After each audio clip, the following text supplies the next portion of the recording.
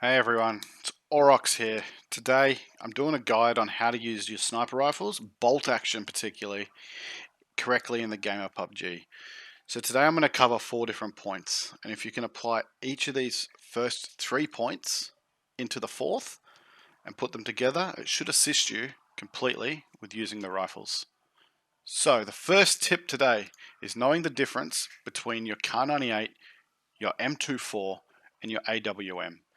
And knowing these differences can dictate a headshot and a chest shot. So we'll start with the Kar98. You find it anywhere in the game. It can knock any player with a level 2 helmet. It is 2 shots for a level 3 helmet. But the problem with the Kar98 is it takes a long time for the bullet to get to its target. So if the enemy's peeking, you may miss your shot because they'll stop peeking. The M24 is an all-round weapon. It's actually my favorite. It gets to the target really quick. If they peek, you're going to hit them in the head. But it has more of a bullet drop. Then you come to the AWM. You can only get the AWM in the loot crates, and it travels its distance quickly, but its bullet drop is also next to nothing as well. So that's why it's in the crate. But my favorite of the 3 would have to be the M24. Which brings me to my next tip, which is to correctly judge distances. Now, judging your distances is quite important, especially with the map differences, because a map like Sanghok makes it really hard to judge on a map like Erangel. So the easiest way to do it is you've got your grid squares. Every grid square, you can generally find a building near that grid square, or a rock or a hill, something that distinguishes it on the map, and then you can find where that enemy is close to and judge your distance. The other way is, if you run 50 meters or 100 meters, and then what you can do from there is just keep doubling it until you get a good guess of where the enemy is. It's not going to be perfect, but it'll leave you close.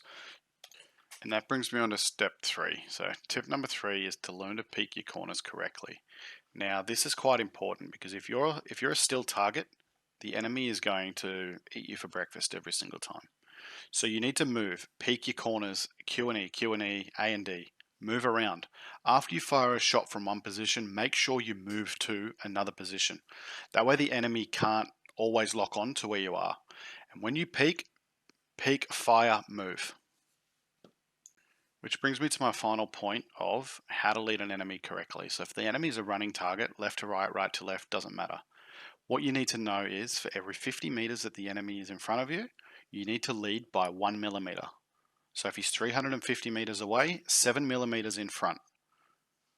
If the target's moving in a straight line, that is. If he's running down a hill, you need to judge on the angle. And depending on that angle, you then need to figure out what weapon you've got, how long it takes for your bullet to get there too. But what I've got for you next is a little clip of just a quick lead. I've informed my teammate not to stand up so I didn't shoot him in the head. But if you have a look, you might get a quick idea of what I mean by the lead.